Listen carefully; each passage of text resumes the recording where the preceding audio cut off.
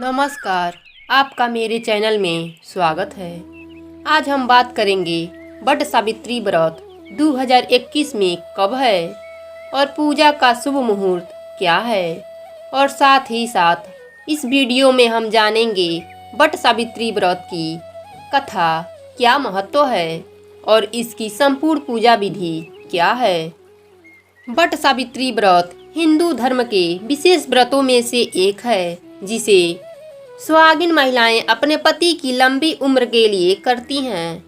और जिन महिलाओं को संतान सुख नहीं है, वह भी इस व्रत को पूरी श्रद्धा से संतान सुख का आशीर्वाद प्राप्त करती हैं। यह व्रत जेठ माह के कृष्ण पक्ष के अमावस्या को मनाया जाता है। इस दिन सुहागिन महिलाएं वट वृक्ष यानी बरगद की पेड़ की पूजा करती हैं। इसे बरगदाही पूजा के नाम से भी जाना जाता है। आपको बता दें कि वट सावित्री पूजा का सुहागिन महिलाओं के लिए बहुत महत्व होता है। इस दिन सुहागिन महिलाएं अपने जीवन में सुखद कामना के लिए वट वृक्ष का पूजा करती हैं। ऐसा कहा जाता है कि वट सावित्री वाले दिन सावित्री अपने पति सत्यवान के प्राण हेमराज जी से वापिस लाई थीं। तब से ही इस दिन को वट सावित्री व्रत के रूप में पति की लंबी आयु के लिए मनाया जाता है। इस व्रत में बरगद के पेड़ का बहुत महत्व होता है। बरगद की वृक्ष में त्रिदेव यानी कि ब्रह्मा, विष्णु और महेश का वास होता है। बरगद की वृक्ष में अनेक शाखाएं लटकी होती हैं। इन्हें सावित्री का रूप माना जाता है। इसलिए इस दिन इस वृक्ष की पूजा करने से सौभाग्य और संतान की प्राप्ति होती है और सभी मनोकामनाएं भी पूर्ण होती हैं। चलिए अब जानते हैं कि वट सावित्री व्रत की पूजा विधि क्या है। आपको बता दें कि वट सावित्री की पूजा के लिए विवाहित महिलाओं को बरगद के पेड़ के नीचे जाकर विधिवत पूजा करनी चाहिए। प्रातः काल उठकर स्नान आदि करके निराजल रहकर वट सावित्री व्रत का संकल्प करें। इस व्रत में महिलाओं को पूजा के समय एक नई नवेली दुल्हन की तरह 16 श्रृंगार करके सजना चाहिए। फिर पूजा की थाली लगाएं, जिसमें कुमकुम, रोली, मौली, फूल, पान का पत्ता और सीजन वाला फल जो भी मिले, गुड़, भीगे चने, घर पर बने आटे की मिठाई, पंखा, कच्चा सूत, धूप, घी का दीपक और लोटे में जल लेकर बरगद के पेड़ के नीचे जाना चाहिए। फिर बरगद की पेड़ की जड़ में जल चढ़ाएं। फिर कुमकुम और रोली लगाएं। फिर जल फूल चढ़ाकर भोग लगाएं। तत्पश्चात धूप दीप जलाएं और सच्चे मन से पूजा करके अपने पति की लंबी उम्र और अच्छे स्वास्थ्य की कामना करें और पंखे से वट वृक्ष को हवा करें और सावित्री का आशीर्वाद लें ताकि आपके पति दीर्घायु हों। फिर इसके बाद कच्चा सूत लेकर वट वृक्ष की परिक्रमा करते हुए सूत को पेड़ के तने में लपेटें और बरगद के वृक्ष की कम से कम 7 बार परिक्रमा अवश्य करें।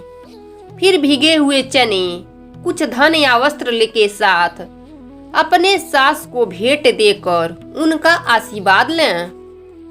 फिर वट वृक्ष की कोपल खाकर अपने व्रत का पारण करें। चलिए अब जानते हैं कि वट सावित्री की साल 2021 में कब मनाया जाएगा। तो आपको बता दें कि वट सावित्री व्रत 10 जून 2021 दिन गुरुवार को मनाया जाएगा।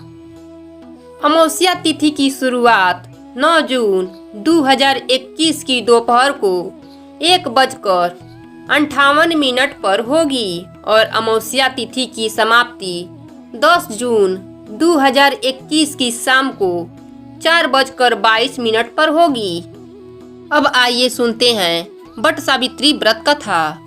पौराणिक प्रचलित एवं सावित्री व्रत कथा के अनुसार यह जानते हुए भी देवी सावित्री ने सत्यवान से विवाह किया था कि उनके होने वाले पति अल्पायु हैं। फिर भी सावित्री ने यह कहते हुए सत्यवान से विवाह किया था कि मैं एक भारतीय नारी हूँ, पति को एक ही बार चुनती हूँ, और विवाह कर लिया। विवाह के कुछ समय बाद ही सत्यवान की मृत्यु हो गई। देवी सावित्री ने एक वट वृक्ष के नीचे अपने गोद में मृत्यु पति के सिर को रखकर लिटा लिया। थोड़ी देर बाद सावित्री ने देखा अनेक यमदूतों के साथ यमराज आ पहुँचे। मृत्यु सत्यवान की आत्मा को यमराज अपने साथ दक्षिण दिशा की ओर लेकर जाने लगे। यह देखकर सावित्री भी यमराज के पीछे पीछे चल पड़ी।